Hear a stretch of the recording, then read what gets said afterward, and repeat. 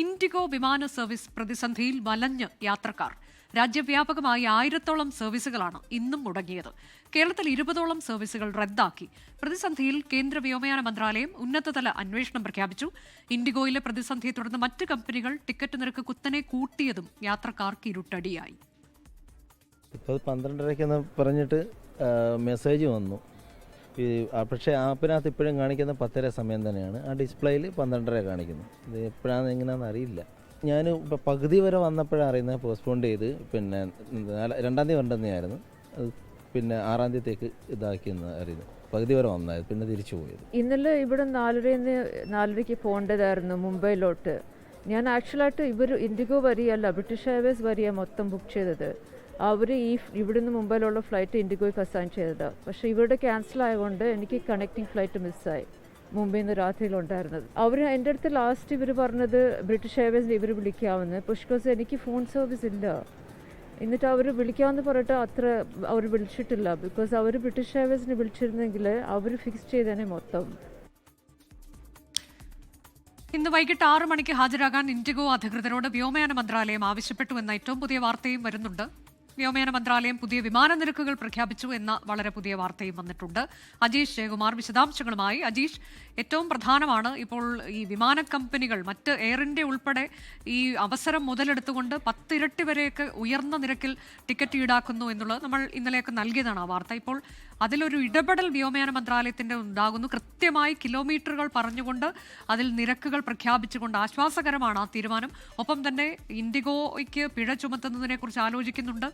Refund അത് വളരെ വേഗം തന്നെ നൽകണമെന്ന് പറയുന്നു. അത് ഇൻഡിഗോയുടെ ഭാഗത്ത് നിന്ന് അതിന് സമ്മതം അറിയിക്കുകയും ചെയ്തിട്ടുണ്ട്. അങ്ങനെ ഏറ്റവും പുതിയ സംഭവവികാസങ്ങൾ എന്താണ്? അനുജ, ഈ ഇൻഡിഗോ പ്രതിസന്ധി മുതലെടുത്ത് കഴിഞ്ഞ ദിവസങ്ങളിൽ നമ്മൾ കണ്ടതാണ് മറ്റ് വിമാന കമ്പനികൾ തോന്നുന്ന രീതിയിലായിരുന്നു ഈ വിമാന നിരക്ക് ഉയർത്തിയിരുന്നത്. ഡൽഹിയിൽ നിന്ന് കേരളത്തിലേക്ക് അടക്കമുള്ള തിരുവനന്തപുരം, കൊച്ചി അടക്കമുള്ള വിമാനത്താവളങ്ങളിലേക്ക് 30,000 മുതൽ 80,000 രൂപ വരെയായിരുന്നു വിമാന നിരക്ക്. നേരത്തെ അത് 5,000 മുതൽ 15,000 രൂപ വരെയായിരുന്നു നിരക്കുണ്ടായിരുന്നത്. അതാണ് ഈ 5-10 ഇരട്ടിയിൽ വിമാന കമ്പനികൾ ഈടാക്കിയിരുന്നത്. മാത്രമല്ല മറ്റു വിമാനത്താവളങ്ങളിലേക്കുള്ള നിരക്കും ഇങ്ങനെ കുത്തനെ കൂട്ടിയിരുന്നു. ഇതിനെ തുടർന്ന് വലിയ പ്രതിഷേധമുണ്ടായിരുന്നു, വലിയ അമർഷമുണ്ടായിരുന്നു. പ്രതിപക്ഷം എംപിമാരടക്കം ഈ വിഷയം ചൂണ്ടിക്കാട്ടിയിരുന്നു. ഇതിന് പിന്നാലെയാണ് വ്യോമയാന മന്ത്രാലയം ഇപ്പോൾ ഒരു കർശന നിർദ്ദേശം, ഒരു ഫെയർ പ്രൈസ് നിരക്ക് പരിധി നിശ്ചയിച്ച് ഉത്തരവ് ഇറക്കിയിട്ടുള്ളത്. ആ നിരക്ക് ഇങ്ങനെയാണ്: 500 കിലോമീറ്റർ വരെയുള്ള യാത്രകൾക്ക് പരമാവധി വിമാന കമ്പനികൾക്ക് ഈടാക്കാവുന്ന തുക 7,500 രൂപയാണ്. 500 മുതൽ 1000 കിലോമീറ്റർ വരെയുള്ള യാത്രകൾക്ക് 12,000 രൂപയാണ് പരമാവധി ഈടാക്കാവുന്ന തുക. 1000 മുതൽ 1,500 വരെ 15,000 രൂപയും 1,500 കിലോമീറ്ററിന് മുകളിൽ പരമാവധി ഈടാക്കാവുന്ന തുക 18,000 രൂപയാണ്. ബിസിനസ് ക്ലാസുകളെ ഈ നിരക്ക് പരിധിയിൽ നിന്ന് ഒഴിവാക്കിയിട്ടുണ്ട്. മാത്രമല്ല എല്ലാ യാത്രക്കാർക്കും ടിക്കറ്റ് ഉറപ്പാക്കണമെന്നുള്ളൊരു കർശന നിർദ്ദേശം കൂടി നിലവിൽ നൽകിയിട്ടുണ്ട്. കൂടാതെ ഇൻഡിഗോ പ്രതിസന്ധിയുമായി ബന്ധപ്പെട്ട ഈ വിഷയത്തിൽ പ്രധാനമന്ത്രി ഇടപെട്ടിട്ടുണ്ട് എന്നുള്ളതാണ് ഏറ്റവും പ്രധാനപ്പെട്ട കാര്യം. വ്യോമയാന മന്ത്രാലയം ഉദ്യോഗസ്ഥർ പ്രധാനമന്ത്രിയുടെ ഓഫീസിലെത്തി ഈ നിലവിലുണ്ടായ പ്രതിസന്ധിയെക്കുറിച്ച് പ്രധാനമന്ത്രിയോട് ബ്രീഫ് ചെയ്തിരുന്നു. 10 ദിവസത്തിനുള്ളിൽ പ്രശ്നം പരിഹരിക്കണമെന്നാണ് വ്യോമയാന മന്ത്രാലയത്തിനോട് നൽകിയിരിക്കുന്ന നിർദ്ദേശം. ഇതിന്റെ അടിസ്ഥാനത്തിൽ വ്യോമയാന മന്ത്രാലയം ഇൻഡിഗോ ഉദ്യോഗസ്ഥർ, ഇൻഡിഗോ ജീവനക്കാരെ, അധികൃതരെ 6 മണിക്ക് വ്യോമയാന മന്ത്രാലയം ഓഫീസിലേക്ക് വിളിപ്പിച്ചിട്ടുണ്ട്. നിലവിൽ അവർക്ക് പിഴ ചുമത്തുന്നത് അടക്കമുള്ള കാര്യങ്ങളിലേക്ക് കടക്കുമെന്നാണ് നിലവിൽ പുറത്തു വരുന്ന വിവരങ്ങൾ. എന്തായാലും ഇന്ന് മാത്രം ഏതാണ്ട് 1000-ഓളം സർവീസുകൾ രാജ്യമൊട്ടാകെ റദ്ദു ചെയ്തു എന്നുള്ളതാണ് ഏറ്റവും പ്രധാനപ്പെട്ട കാര്യം.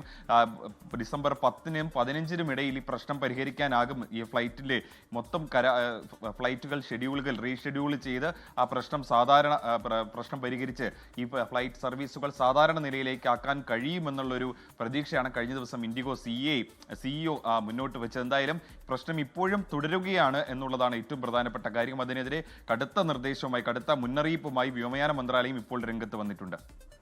അതാണ് ഇപ്പോൾ പ്രശ്ന പരിഹാരമാകുന്നില്ല. ഇന്നും 1000-ഓളം സർവീസുകൾ രാജ്യത്തൊട്ടാകെ റദ്ദാക്കുന്നു.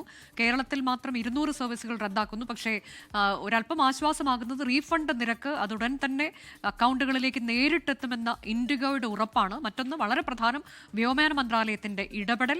ടിക്കറ്റ് നിരക്ക് അത് കൃത്യമായി തന്നെ നടപ്പാക്കണം. കിലോമീറ്ററുകളുടെ കണക്ക് വെച്ചുകൊണ്ടുള്ള നിരക്കാണ് എത്രയാകണം എന്നുള്ളത് വ്യോമയാന മന്ത്രാലയം പുറപ്പെടുവിച്ചത്. ലോകത്തെവിടെയായാലും ഏത് സമയത്തും 24 വാർത്തകളും ഓഗ്മെന്റഡ് റിയാലിറ്റി പാക്കേജുകളും എക്സ്പ്ലെയിനറുകളും വിശദമായി കാണാൻ ഞങ്ങളുടെ യൂട്യൂബ് ചാനൽ നിങ്ങൾക്ക് സബ്സ്ക്രൈബ് ചെയ്യാം.